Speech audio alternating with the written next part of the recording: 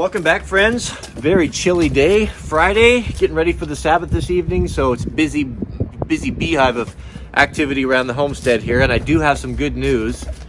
Got the part in for the sawmill. It came in from Amazon, that high pressure fuel pump, so we're going to go in and put that in and see if that isn't the missing link so we can start milling our big timbers.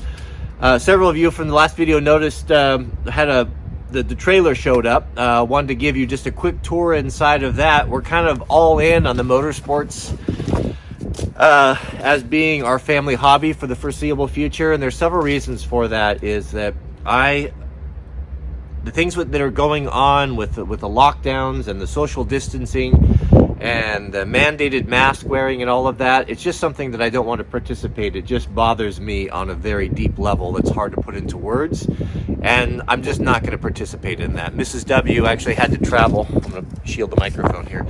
Had to fly to her folks' home in the Midwest. It was the first time that she's flown with the mask mandates and all that, and she called me when she was at her layover, and she was practically in tears from just the dehumanizing effect of putting yourself in that situation. And she said she wouldn't do it again, and I agree. I told her I'm done flying in the foreseeable future. We may never fly again if it's going to go down this road. So it's a personal choice that we still have the right to make, right? So for us, instead of this traveling like we used to do and going different places, we're going to be just getting out into remote areas, into wilderness areas. We're setting ourselves up. We have the trailer, a mobile shop that we can haul the Hondas and the dirt bikes, and 4 seasons of family activities. And there's a lot of people doing that right now. If you're curious about that, just go try to find a camper or a trailer or a motorcycle or a snowmobile to buy. Even on the used market, things are bringing double what they typically trade for. So let's go inside real quick. I'll give you a tour. I've got it mostly set up, and then we'll head over to the shop and get the fuel pump installed. Briefly, this is a 20-foot Trails West RPM. These are built in Idaho, snowmobile specific. 4-season winter package, meaning it's got a full furnace and really great insulating, including spray foam under the entire center. These are really nicely put together. Campers on the truck. I'm gonna save that tour for Mrs. W here.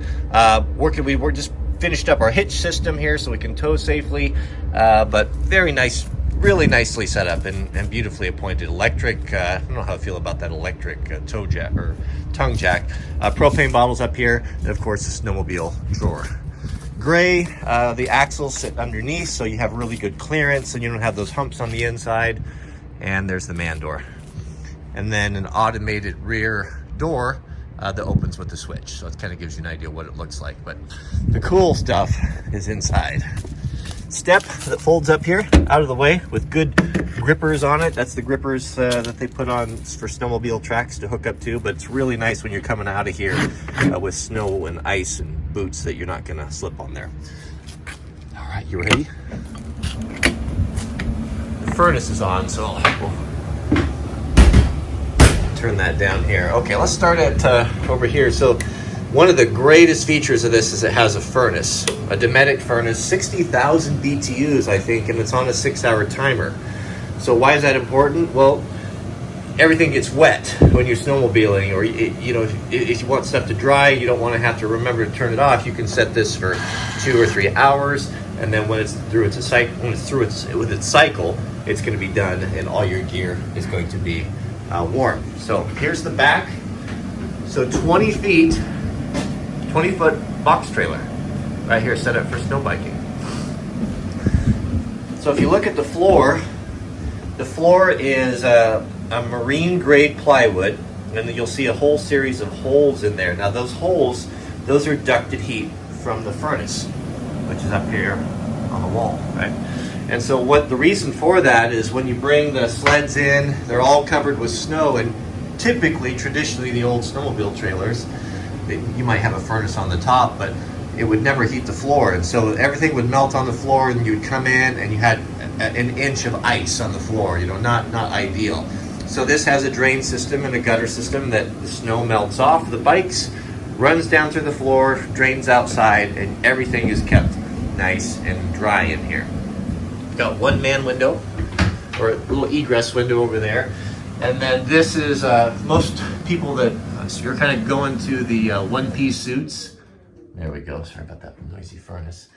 So they've got hooks right there. So you can put your one-piece suits there, and they're situated right over vent holes. So those will be nice and dry. And then this is a cleat system here, the L-track like we put in the adventure van. It gives you the ability to put 3 bikes in here on those tracks. And then they have, you've seen these guys before. This is basically the track system, similar to what they use in airlines for moving the seats about. If you look down, you'll see that, something similar to that recessed in there. But these rings can be moved and put anywhere for locking everything down. Nice kick plate, diamond plate. Walls are aluminum lined, and they have LED lighting low and high, which is really nice because if you're working on your bike or changing oil, you can see down there. Usually that's really a shadowy area. It's hard to see. Okay, over here for cabinets. So this is the only cabinet that's not heated, and I'll explain that in a minute. So these are nice soft open cabinets for just gear and tools and stuff. They put in a kind of a tool paper towel holder, which is nice. You can put your aerosol cans in there, and it fits perfectly, your oils and such if you need to do that. Here's the cool cabinet. So this is the helmet cabinet here. And this now is plumbed into the furnace. If you look up right here, you can see that there's a duct there, and there's an exhaust vent over there. And by putting those in there, after just a couple hours, your helmets are all dry and nice and warm and ready to use and out of the way and protected. So that's really a cool feature. Here, of course, is the furnace, the pneumatic furnace. It's located up inside there. That must be the supply or the supply, I forget. That's where it sucks it in. That's where it blows it out, right? And that's all encased in diamond plate. There's a little bit of a ramp in the floor. You can see right there to go over the wheels. Some really nice fold down benches. So these you can just, I haven't folded them down yet. Grab the handle right over there, and they lay down against the wall. So there's plenty of room in here if you needed to bring like a Honda Pioneer or a Razor. There's plenty of ceiling height. I don't know what it is. A little over 7 feet, I think. Over here, we've got big generous hooks for gear. So Jack and I, our packs carry our avalanche stuff in there. Body armor, knee braces, enduro jackets, chest protectors, that sort of thing. Whatever you want, you can just hang up there. Lots of lights.